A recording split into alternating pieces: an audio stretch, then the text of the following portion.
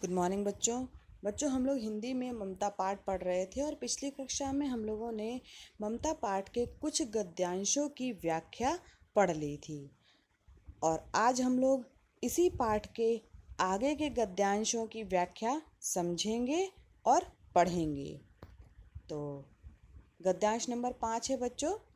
मैं ब्राह्मणी हूँ, मुझे तो अपने धर्म अतिथि देव की उपासना का पालन करना चाहिए, परंतु यहाँ नहीं नहीं, सब विधर्मी दया के पात्र नहीं, परंतु ये दया तो नहीं, कर्तव्य करना है। तब मुगल अपनी तलवार टेक कर उठ खड़ा हुआ। ममता ने कहा, क्या आश्चर्य है कि तुम भी छल करो।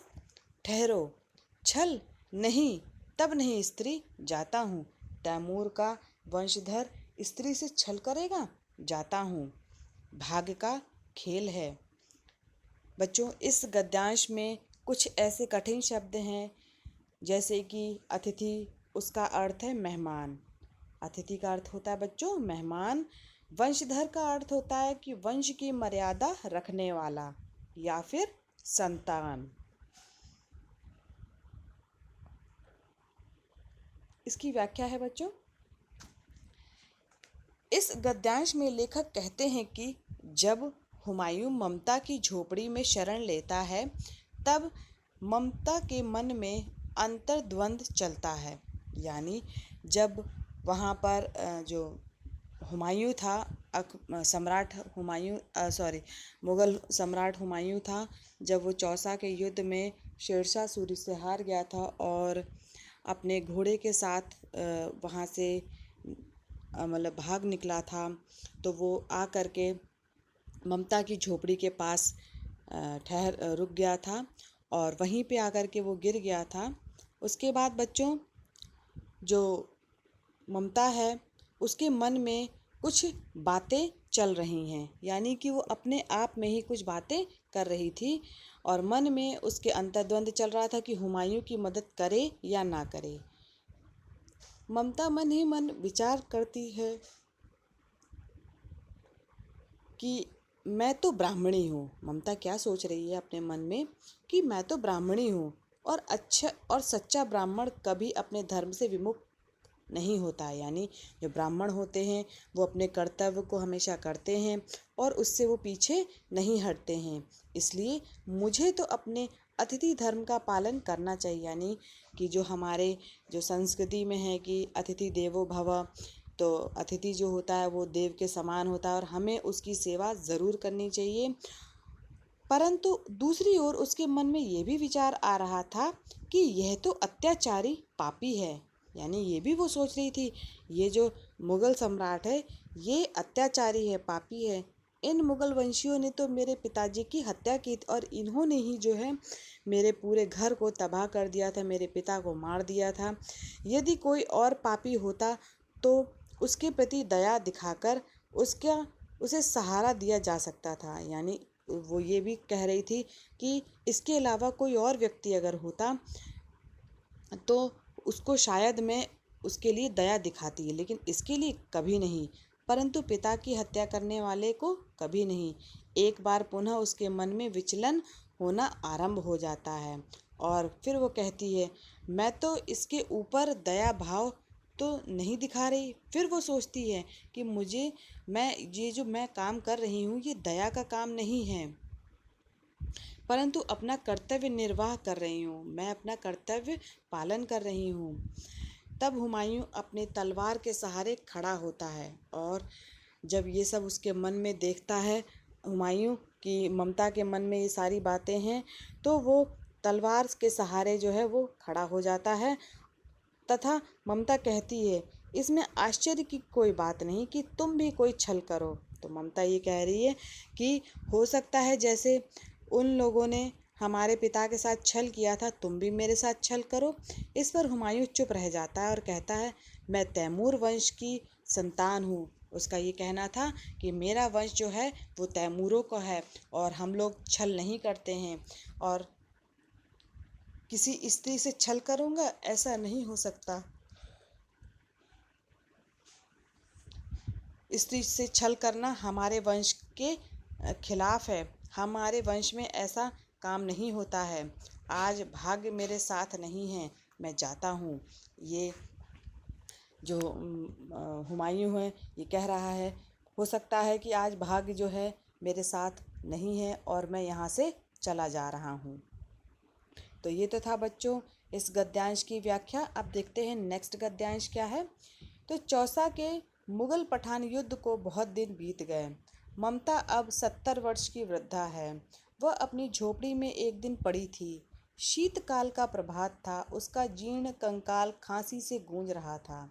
ममता की सेवा के लिए गांव की 2-3 स्त्रियां उसे घेरे बैठी थीं, क्योंकि वह आजीवन सबके सुख दुख की सहभागिनी रही है। इस गद्यांश में बच्चों जो कठिन शब्द हैं जैसे कि वृद्धा, वृद्धा का अर्थ होता है बच्चों बुढ़िया, यानी वह स्त्री जो बुढ़ापे जो बूढ़ी हो गई हो। प्रभात का अर्थ है सवेरा। जीर्ण का अर्थ है जर्जर। कमजोर का अर्थ है हड्डियों का ढांचा, कंकाल का अर्थ है हड्डियों का ढांचा। आजीवन मतलब जीवन भर। सहभागिनी यानी कि साथ भाग लेने वाली। तो इसकी व्याख्या देखते हैं। तो इसमें लेखक कहते हैं कि मुगल और पठानों के बीच चौसा के युद्ध को बहुत समय बीत गया, जिसमें मुगल बादशाह हुमायूं ने शेर शाह से पराजित होने के पश्चात अपने प्राणों की रक्षा करने के लिए ममता की झोपड़ी का सहारा लिया। यानी इसमें ये कह रहे हैं कि जो मुगल सम्राट हुमायूं था और शेरशाह के बीच में जो युद्ध था चौसा का, वो बहुत दिन हो गए थे उसको समाप्त हुए और बहुत साल भी बीत गए थे। हुमायूं जो है उसमें हार गया था। उसके पश्चात उसने अपनी प्राणों की रक्षा के लिए ममता की झोपड़ी का सहारा लिया था। जब ये घटना घटी थी तब ममता जो थी वो युवावस्था में थी, यानी कि वो जवान थी, और आज वह 70 वर्ष की बुढ़िया हो चुकी, यानी कि बहुत जो वर्ष हैं वो बीत चुके हैं। बुढ़ापे के कारण वह कमज़ोर हो गई है। इसी अवस्था में वह एक दिन अपनी खंडहर वाली झोपड़ी में लेटी हुई थी, और जब वो वृद्धावस्था में थी तो उसका शरीर बहुत ही कमज़ोर हो गया था, कंकाल के समान हो गया था। और इसी अवस्था में बच्चों वह अपने झोपड़ी में लेटी थी।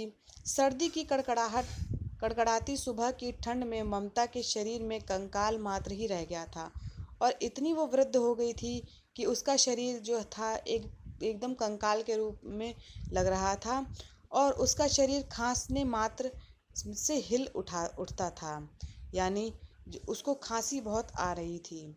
वह चलने फिरने में असमर्थ महसूस करने लगी थी, यानी कि बहुत ही कमज़ोर हो गई थी ममता बाल विधवा और अकेली थी, क्योंकि वो बाल विधवा थी और वो बिल्कुल अकेली थी, इसलिए उसको सहारा देने के लिए कोई नहीं था। परंतु उसका इस संसार में किसी से भी खून का रिश्ता नहीं था, क्यों माता पिता की हत्या जो है वो पहले ही हो चुकी थी।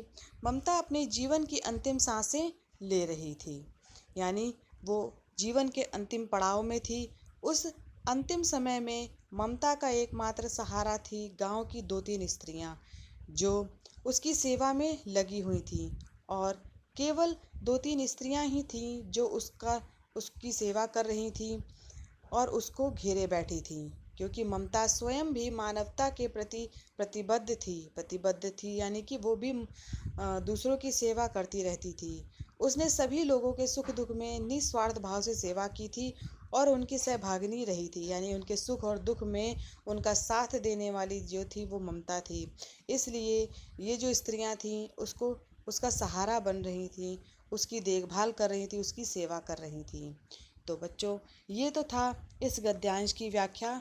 अब देखते हैं अगला गद्यांश क्या है। तो अश्वारोही पास आया। अश्वारोही कौन होता है? घोड़े पे सवार व्यक्ति। अश्वारोही पास आया। ममता ने रुक रुक कर कहा, मैं नहीं जानती कि वह शाहजहां था या साधारण मुगल, पर एक दिन झोपड़ी के नीचे वह रहा। मैंने सुना था कि वो मेरा घर बनवाने की आज्ञा दे चुका था। मैं आजीवन अपनी झोपड़ी खुदवाने के डर से भयभीत रही। भगवान ने सुन लिए। मैं आज इसे छोड़ जाती हूँ।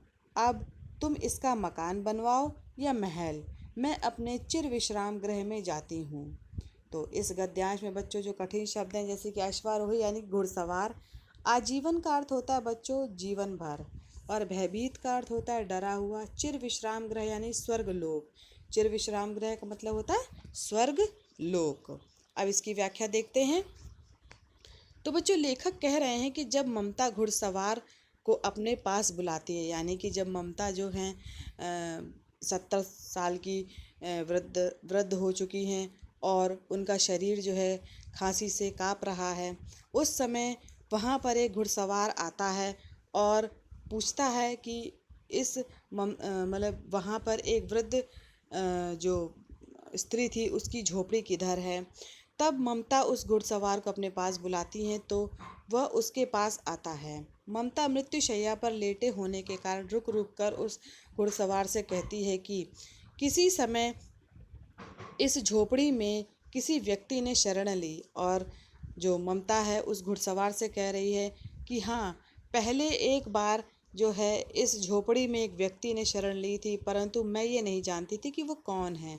मुझे नहीं पता था वो व्यक्ति कौन है, सम्राट है या मुग़ल है, जो भी है वह कोई शाहजहाँ था या कोई साधारण मुग़ल, मुझे नहीं पता, परंतु वह एक दिन मेरी इस झोपड़ी में रहा था।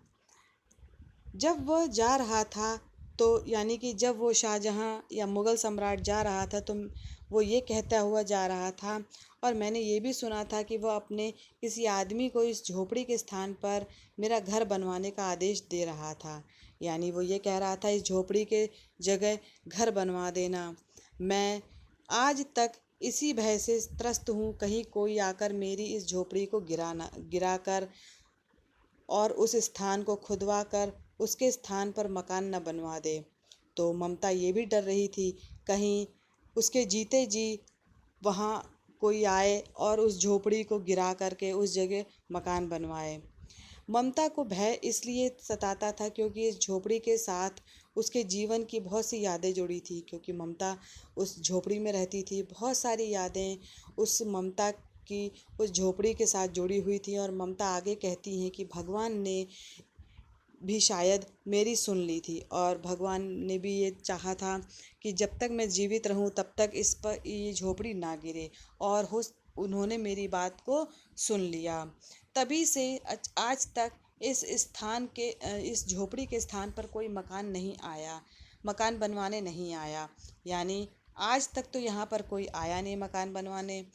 आज मेरे जीवन का समय पूर्ण हो चुका है और आज मैं मृत्यु के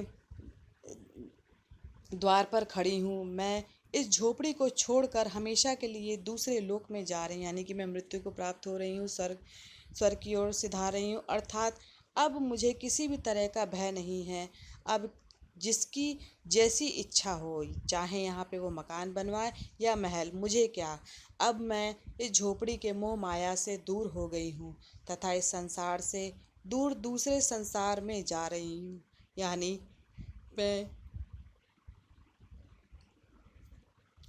मोह माया को छोड़ करके स्वर्ग लोक को सिधा रही हूँ। अर्थात मैं अब इस संसार को छोड़ करके स्वर्ग लोक की ओर जा रही हूँ, जहाँ मुझे अनंत काल तक आराम मिलेगा। यानी कि हमेशा वहाँ पे मुझे आराम ही आराम मिलेगा। अब यहाँ पे कोई कुछ भी बनवाता रहे, इससे मुझको क्या लेना देना। तो ये तो था बच्चों गद्यांश की व्याख्या। बच्चों यहीं पर जो है जो ममता पाठ है वो समाप्त होता है। आप सभी लोग जो गद्यांश हैं इनकी व्याख्या अपनी कॉपी में नोट करके ग्रुप में डालेंगे। धन्यवाद बच्चों आज की कक्षा के लिए।